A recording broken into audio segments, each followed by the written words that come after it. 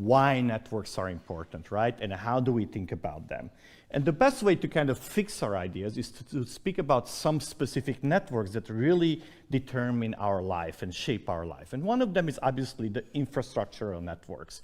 But pretty much all our communication is based on this network, what you see here, which is an early map of the internet, telling us how the different routers are connected to that. That map is almost 20 years old now, but this still kind of captures the fundamental idea that the reason we are in the 21st century able to communicate and get bits of information from really far away parts of the world in an instant is because we have a globe-spanning communication system, infrastructure, a system that allows us with the speed of light to exchange information.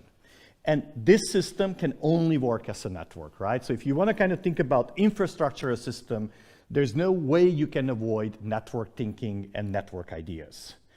But we don't have to think of the globe. We can also think a little smaller, like what's happening within our brain, right? And fundamentally, the very idea that we have consciousness, that we can think, we can reason, that we exist, and so intellectually, is driven by this massive network that is within our brain. And of course, everybody knows that the brain is a network, right? Actually, the very, very first Nobel Prize in medicine was given to Rahom Kayal, who actually showed us the first neurons ever, right? And yet, what is changing now in the last kind of 5 to 10 years is that for the first time, we have maps of those networks, right? Before, we only had maps of the neurons, like we had just pictures of the neurons. But what's changing really fundamentally now is that we started to have, for some organisms, full neural level maps that I think will be really transformative to the way we think about brain science and consciousness. But for our purposes, the whole complexity of thinking and consciousness is driven by an underlying network. And let's go even smaller scale, right? Within each of our cells, and every cell, there's a very, very complex network of how proteins interact with each other, as well as a complex network of chemicals that are processing the food that you normally consume and turns into energy components. And what you see here is a network that we stare a lot in my lab because about half of my lab is focused on network medicine. This is the protein interaction network within the human cell. And these are the interactions between the proteins through which the proteins, by binding to each other, they assemble little machineries that are really responsible for many of the processes the cell carries with us. So what I wanted to kind of give you with these 3 examples, and I could probably continue for half an hour just giving more and more examples from economic networks, trade networks, social networks, the abuse, social media, and so on. But I wanted to kind of fix this idea that there are these totally different networks at different scales that have apparently nothing to do with each other, right? And the question, the challenge for network science is that how do you develop a framework of thinking? How do you develop a theory that allows you to think simultaneously about the network within your cells where tiny molecules are binding to each other, or the neural network within your brain, or communications networks, all actually the galaxy networks in the universe. So where do we start the process? And that process obviously started way before I was even born, and it started with 2 Hungarian mathematicians' work and many others, but they had a particular imprint, Paul Erdős and Alfred Rényi. You may have heard of Paul Erdős. He was this very charismatic mathematician who really didn't have a home. He would travel from university to university and to colleague, and he would say, "My brain is open, let's solve some math problems." And he would stay about 5 days, which is how long they can actually suffer him around, because he would wake up at 5 o'clock and start making noises, "Let's prove some." But Paul Erdős and Alfred Rényi, I mean, the many other things they have done, they were also one of the first to start thinking deeply mathematically how a network looks like. And their argument was very simple and very reasonable. They said, well, you know, we see all of these complicated networks around us, and in their first paper, they brought the example of biological networks, neural networks, as well as transportation networks. And they said, you know, they're very complicated and they almost look random. So why don't we just assume that they are random, right? So, and they said, how would a randomly wired network would look like? And they said, well, the way you would look like is that you start with a bunch of nodes, and you take every pair of nodes and you connect them with a certain predefined probability P. That is, let the dice decide whether somebody is connected or not. And if you use the dice, say with probability 1/6, you decide you pair every node, you will end up with a little object like that. And this is what we call a random network. And what they did in the subsequent years is that through about 8 papers, they ended up explaining many of the properties of how a large random network would behave and how would you describe it mathematically. And among the many, many results they have explored, one of them is very important for us today, which is what we call the degree distribution. The degree is the mathematician's way of saying how many links you have, how many links a node has, right? And so you see in some of the nodes have degree 1 because they connect to one other one. Some have as many as 4. And hence, if you want to characterize a large network, you don't look at individual nodes, you look at the distribution of them. And you can easily show for this random network that the degree distribution is a very peaked one, follows what we call a Poisson distribution, meaning that the vast majority of the nodes have roughly the same number of links around the peak of the distribution, and it's very hard to find kind of deviations from the average because it decays exponentially as you get away from that, right? So that was kind of the image they had, and that model laid unchallenged till pretty much the end of 1990s and was rediscovered independently in many areas. So sociologists used a version of the random model, network model, to think about small world behavior and social networks. Ecologists have used random networks effectively to describe food webs and so on and so forth. We call this network a Erdős-Arényi model because they really put their imprint onto that. And so I said till the end of 1990s. And the question is, what happened at the end of 1990s? Well, the model stood, but it was really never challenged by data. And the end of 1990s, thanks to the internet, we started to have access to large network maps. And we could start asking the questions, how do real networks look like? And that's where my research actually begins here as well.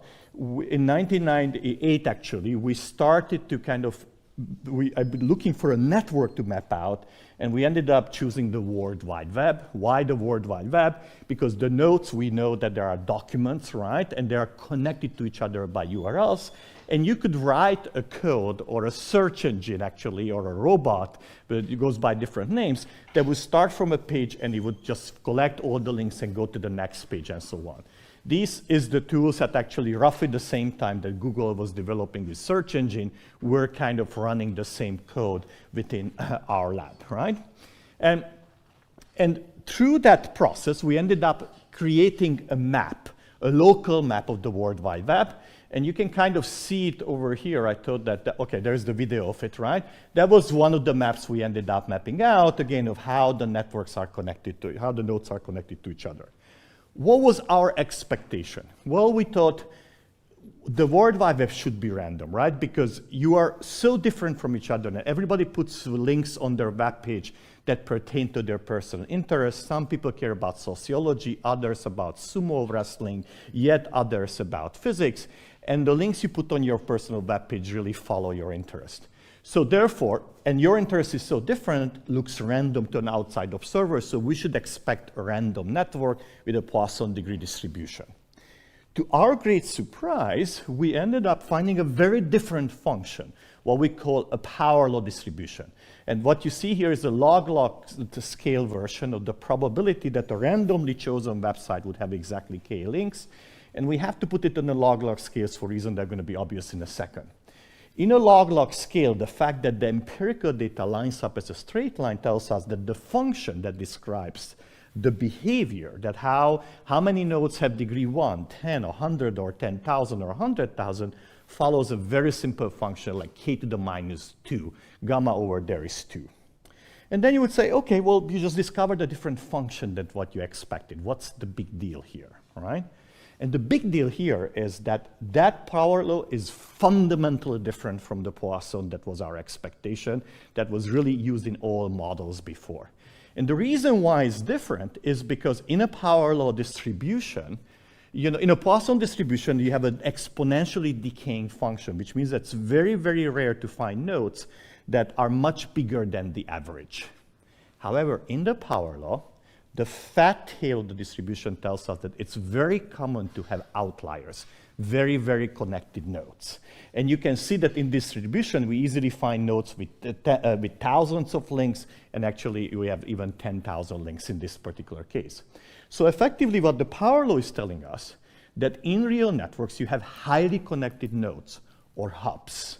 Nodes that have an exceptionally large number of links that collect a very, very large number of nodes together. And when you look at the map, you see those hubs. You see a few nodes that connect an exceptionally large number of other links. Those type of hubs would be simply forbidden in a random network. Now you may ask, okay, you just discovered that the World Wide Web is different from your expectation. Why do we care? Well, things got really excited when we and others started to look at other networks, not just the World Wide Web. And then we started to see the same features over and over. You remember this map? This is the map of the internet. And when you look at it, you don't see all nodes having roughly the same degree. You see many, many small degree nodes, and you see a few major hubs that holding the whole thing together. And indeed, kind of a few months after our paper came out, a very famous paper now by Faloutzos and Faloutzos came out, three brothers, yes, computer scientists, different universities, and they showed that the internet infrastructure at the router level also has this power law distribution. And just to get the language right, we ended up naming these networks as the power law degree distribution scale-free networks, because in a random network, the average degree acts like a scale. Everybody is similar to the average one, right? In a scale-free network, you have all the different scales coexisting together. You can't pick one node and say, that's what's going to be typical in this network. So what Faloutzos have shown is that the internet itself is scale-free. But then, of course, an abundance of data came out. This is a data set that I will speak a little bit later about, which is the organizational map of a small company or mid-sized company in Hungary, where the nodes are individuals, colors correspond to different regions of the company where they work on, and the node size corresponds to the degree, so you can see the high degree nodes. And you can kind of see that you don't have everybody to be equal, right? There are a few major hubs that seem to be talking to just about everyone, and they're holding the organizations together. And when people are able to map out large organizations, like IBM has done a massive mapping process of its whole organization with, at that time, 400,000 employees, you find really a gorgeous scale-free network emerging. But let's go beyond organizations. I picked this example because this is a Scandinavian, Swedish, early social networking site before Facebook, or in parallel with that was emerging, Pussakam.com. It's a dating site. And you know, whether you look at the number of contacts or people in your guest book or flirts, you had different ways of kind of connecting to each other. You had always the same power law emerging, telling us that most people have very few contacts, and a few have an exceptional number of them. And of course, if you would look at the Twitter structure, which the data is available, you would find exactly the same thing. And we know, and we feel that, right? There are a few people like Obama to others who have hundreds of millions of followers, right? And of course, most of us have very few. So this emerges clearly in social media as well. And let me tell you now another Scandinavian example that has turned out to be very, very interesting and fundamental, and it's also fun its way, which is the Swedish sex web, right? Which is like in Sweden, when AIDS started to become kind of an important issue in the 1990s, Sweden has done a major survey of understanding the sexual habits of the country, which means that effectively they interviewed about 4,700 Swedes of a very wide age group. And ask them lots of questions. There's a big, beautiful book called Sex in Sweden. It's a good coffee house reading, right? that kind of summarizes those results. And that was published for a while, but then Eric Eulerius, who's a sociologist who kind of was following the network science developments, he kind of realized that when you plot the distribution of how many sexual partners everybody had, whether it's the yearly number that they were asked how many partners they had during the last year, and how many did they have throughout the lifetime, when you plot it, you don't find a Gaussian distribution or a Poisson as indicative of a pure random process, but you find a power law distribution, telling us that the vast majority of the people had 1 to 10 sexual partners during their lifetime, and then, of course, a few that have tens of thousands. And you may kind of think, that by itself is not surprising because there are professionals out there, right?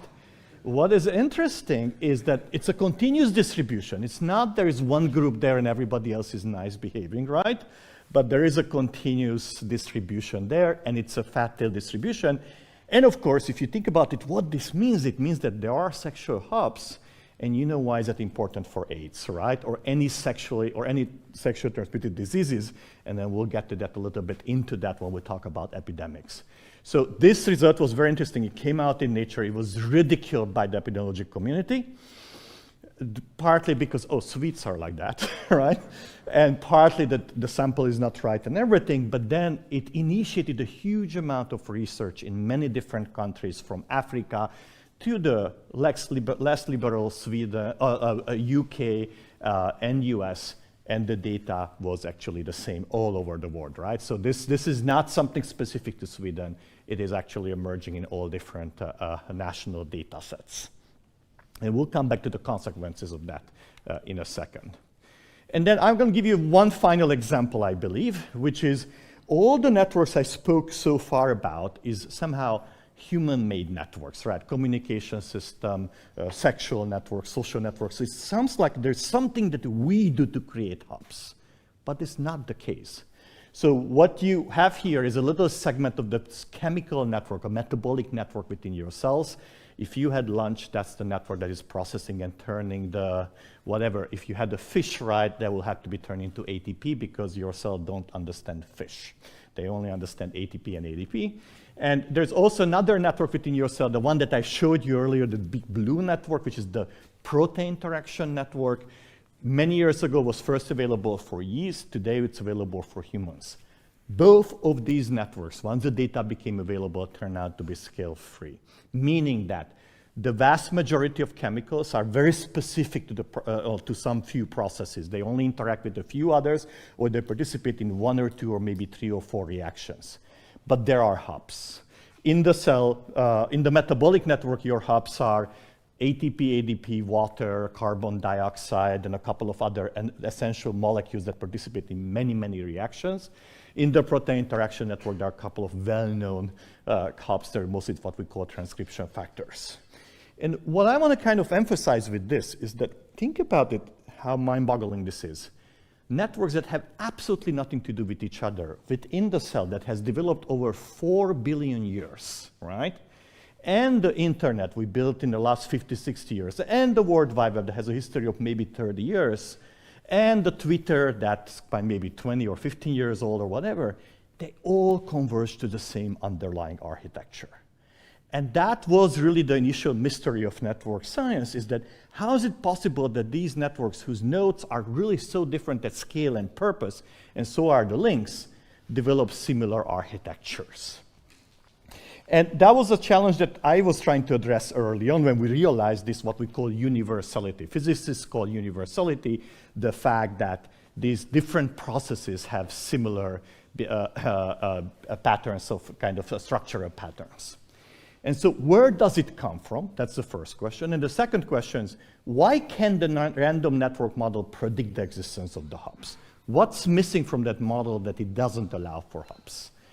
And then came a very interesting insight that there are 2 fundamental differences between the Erdős and Rényi, or the random network model, and the real networks. And the first is that the random network model assumes that you have a bunch of nodes that you know already, and you just have to connect them, right? Which the assumption behind that is that your set of nodes is static and your goal is simply find a clever way of wiring them together. In reality, however, most networks that exist out there didn't come out by having a billion nodes to begin with, right? They really grew one node at a time. Think about the World Wide Web, right? Now has trillions of web pages out there, but what was that? In 1991, there was one web page, Tim Berners-Lee's famous web page back in CERN in Geneva. So the question, how did we go from 1 to trillion? One node at a time, always adding new nodes to the system. So this is what I call growth, that the real networks are always the result of some kind of growth process. And the way you would model that is to say, well, I have a small network, and then new nodes come in and try to connect to the existing nodes, like that node, right? So that's the first difference between the random network model and real networks, the fact that real networks always grow and expand and change. The second one, however, is that the random network model tells us a very precise recipe, how you're going to connect your new node, just randomly, right? Pick any node and connect to them. However, what we started seeing in real networks, that assumption is violated. There is a preference towards the more connected nodes. Think about the World Wide Web again. More than 1 trillion pages out there. How many do you know personally? A few hundred at most. And whom do you know, right? You know Amazon, you know Google, you know Facebook. You know, and what is common between them? They're hugely connected nodes. And it's easy to see from a search perspective that the more links a node has, the more likely that you will ever encounter it. And hence, you connect only to what you know. And this is what we said, that the new nodes, when they come into the system, they prefer to connect to the highly connected nodes because the highly connected nodes are easier to find, right?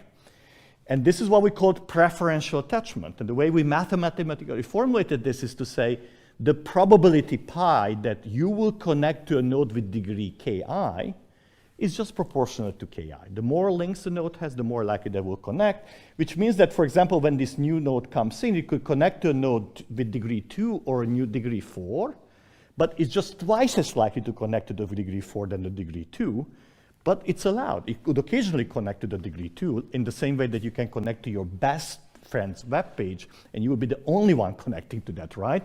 But that's perfectly allowed according to this probability. If you put these two pieces together, growth and preferential attachment, interestingly, you will start seeing the hubs emerging in the system. Because as the new nodes come in, they tend to seek out the more connected nodes, and the more connected nodes grow faster than the rest of them, right? And the rich gets richer phenomena turns on, and naturally hubs will emerge in the system. And if you just consider these two phenomena, only these two, you do nothing else, you would find that the network that emerges has a beautiful power law distribution as far as you go, depending on how big network you can grow. So for me, what's kind of, after so many years, is still amazing in this story is that these two simple principles are able to kind of address the architecture to so many different systems. And don't get me wrong, in real systems, there's so many other stuff happening, right? Links could be rewired, links could disappear, nodes could disappear, and yet, what we learned over the last 20 years is that as long as the network is growing, and as long as there is preferential attachment, the network will develop hubs and will actually be scale-free. And that's and so little is required for the hubs to emerge, right? And that's the reason why so different networks end up kind of converging to the same underlying architecture, because these two conditions are satisfied in all of them. Now that we have a mechanism, you would say, why do we care? Do hubs really matter? How do they change the way we think about and these networks behave? And what I'm going to do is I'm going to give you a few stories that tell us how important it is actually to have these hubs in the system and how they alter the behavior of the system. And first, I'm going to tell you a little bit about network robustness. Why do we care about network robustness? Because many complex systems that are network-like, or virtually all, suffer from the problem that nodes and links could break. And the question is how the breakdown of individual nodes and links affects the structure of the system and its integrity and its ability to function. And And so one way to test that is to start with the simple network that I built earlier. Let's see now. I think it's going to happen. Not yet. There we go. Okay. And we start with this little network, and we start randomly removing nodes. And what you see if you kind of follow that process is that as I'm removing nodes, obviously, when I remove a node, the links disappear, so the whole network is shrinking. But in an odd way, the network doesn't simply want to break apart. And this is not just the video-based observations. One of the things that we noticed actually back in kind of 2000 is that these type of scale-free networks have an amazing property that they are very, very robust to random failures. And which means that you can remove 95% of the nodes and the remaining 5% are still together. Why is that? Because of the hubs. Because we have a hierarchy of bigger and smaller hubs in the system and many, many small nodes. But because we have many, many small nodes in the systems, when you randomly break nodes down, you're most likely going to break a small node down, right? Because there's so many of them. And when you do that, the network will shrink. The biggest nodes will also get a little smaller because they lost some links, but they will not affect the integrity of the system. And even if you accidentally hit one of the bigger hubs, there are other hubs to kind of maintain the connectivity of the system. So, and this is not just a claim, we actually showed that indeed the critical point at which these networks break down because of the hubs converges to one. And I'll tell you that in the next slide of what's the mathematics behind that. But then there's a price we pay for that, and maybe I clicked too early. What if you don't remove the nodes, but you go on attack? You remove the biggest node, and then the next biggest node, and then the next biggest node. So let's be really malicious. And in no time, you are actually seeing the network breaking apart. So we started from the same network, and let me see if I could stop this, and even like a little bit earlier, right? And let's look at the setup we ended up, right? On the left, I removed 30 nodes, and the network is still together. On the right-hand side, I removed only 11 nodes, and the network is broken into tiny pieces. And this is indeed a real feature of large-scale free networks and many real networks, that they're very, very robust to failures, but they're very fragile to attacks. Because once you know how the network looks like and you start removing the hubs, the system is so dependent on the hubs that the network will break into tiny pieces. This is what we call the Achilles heel of scale-free networks. If you know the structure, you know who the hubs are, you can destroy them very easily. But of course, this is good news and bad news in many ways, but most of the time good news, which is partly explains that why is it that when somebody goes on a vacation, the organization doesn't break apart immediately, doesn't stop working. It explains why is it that as I'm giving a talk, there are probably millions of errors in my cell. The molecule is not arriving to the right place to do the reaction, and yet I'm able to continue talking, all right? So in a way, it tells us really that there is this inherent robustness built into the structure of the network. And of course, there is some price for it, right? Which is the attack intolerance or the failure intolerance. And that could also be good news in some cases because we could use that feature to really kill organisms that we don't want around, like bacteria and so on.